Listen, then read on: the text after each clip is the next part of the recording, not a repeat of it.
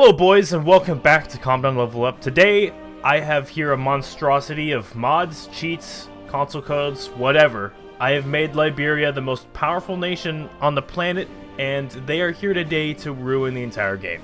Now what do I mean by that? Well, I'll give you a rundown on what I did. It's pretty much just a massive monstrosity. First of all, they have over 100 million manpower. That's fine. You know, that's not too much to brag about, okay? I mean, like, you can give any country 100 million manpower.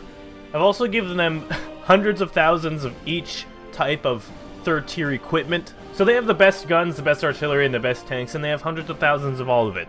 I also have a mod on called Heart of Darkness, and it is a pretty cool mod that expands Africa quite a bit. It adds a lot of stuff to Italy, Ethiopia, and Liberia.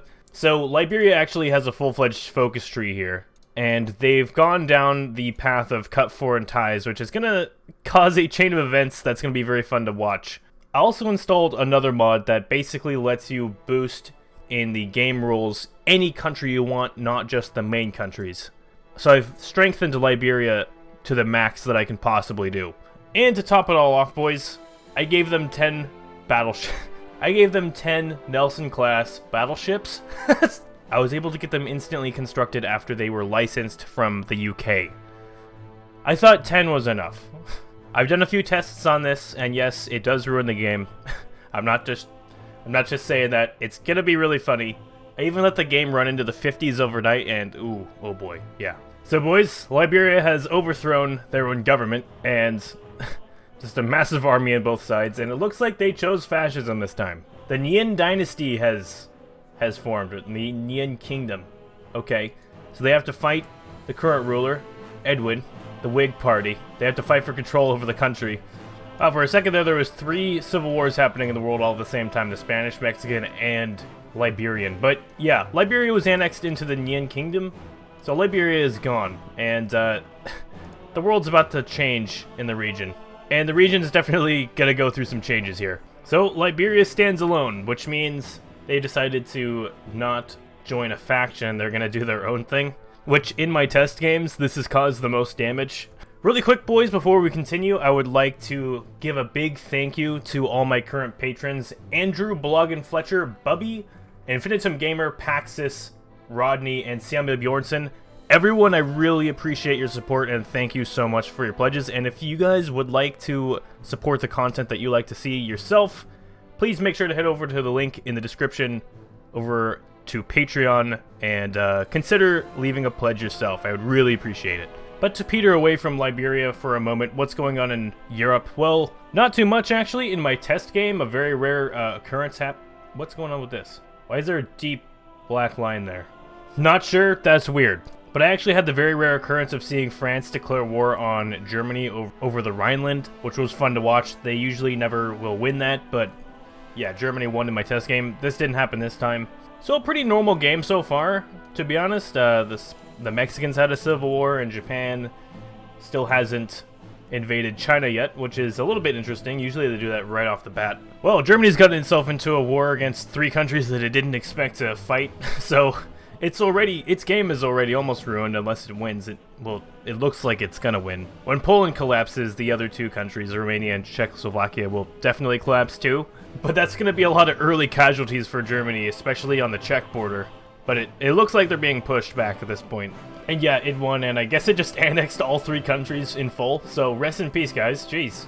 Alright, Germany's doing around the Maginot. They're declaring war on all of the Low Countries, and it's gotten the entire allies involved. And Abyssinia rose up. Look at that. And Xinjiang joined the Comintern. So that's kind of a cool thing this mod does, is that when Italy is at war with the allies, then Abyssinia will sort of rebel against Italy. So we might get to see it come back. And Germany is truly following history here by going around the Maginot. They're not just like trying to ram through the Maginot like they usually do in this game.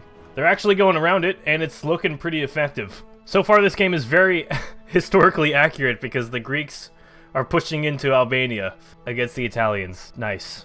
And they've pushed in just about how far they pushed in historically as well, which is even better.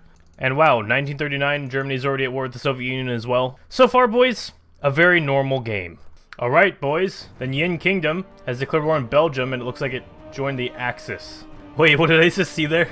The Nyan Kingdom has assumed faction leadership over Axis. Okay, that's not something I've personally seen yet.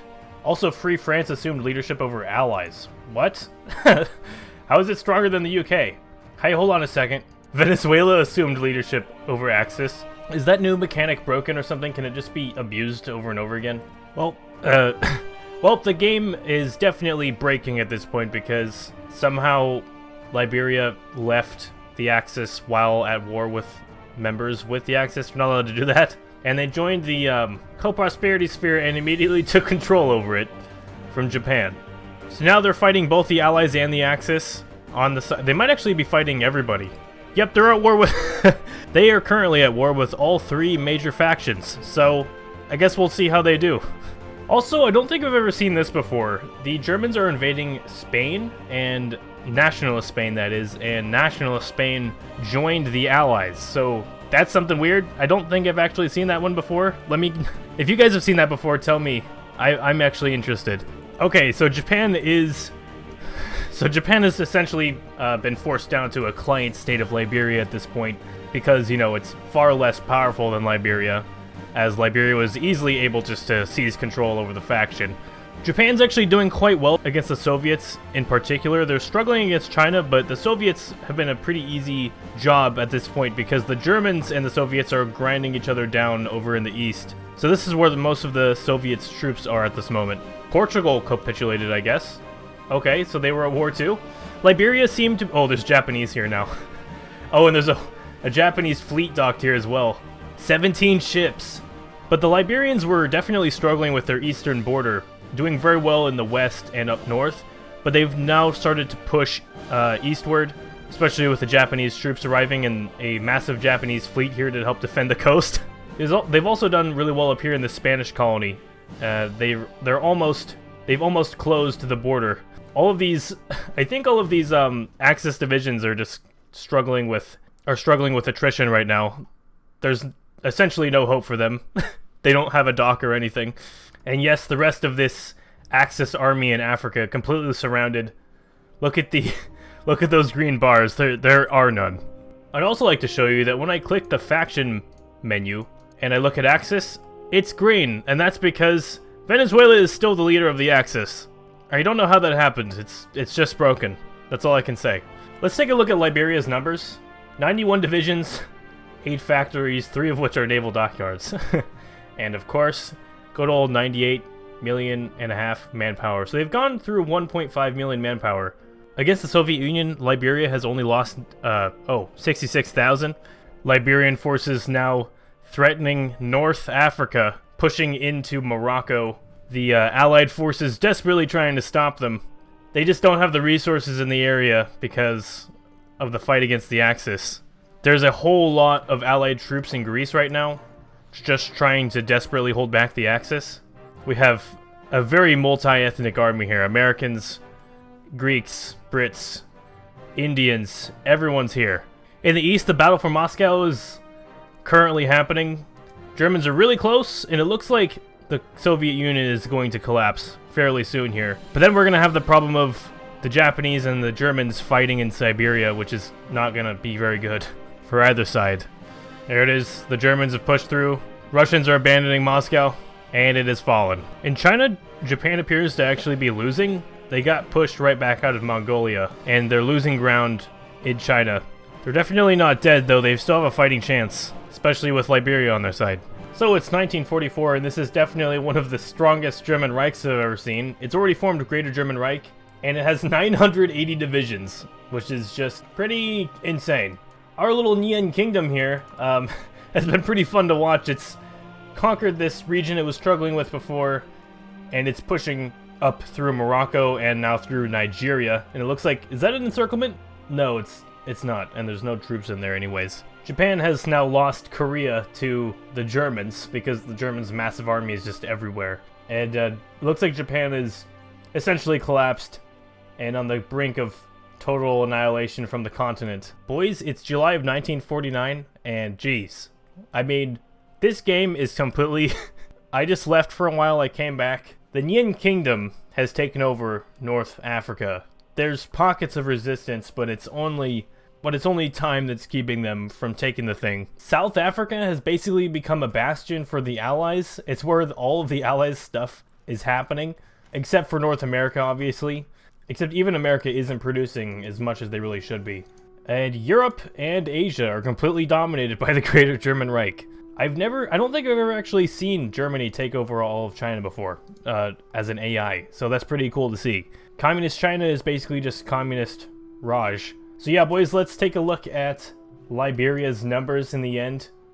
143 divisions, 21 military factories, nice. So they've gone through about 6.5 million manpower. I wonder if those are all casualties? In the war against the Axis alone, Liberia has lost 1.5 million. Oh yeah, here's the rest. Against the Allies, they've lost 3.4. Against the Communist powers, they've lost 232,000. And 15,000 against Communist China.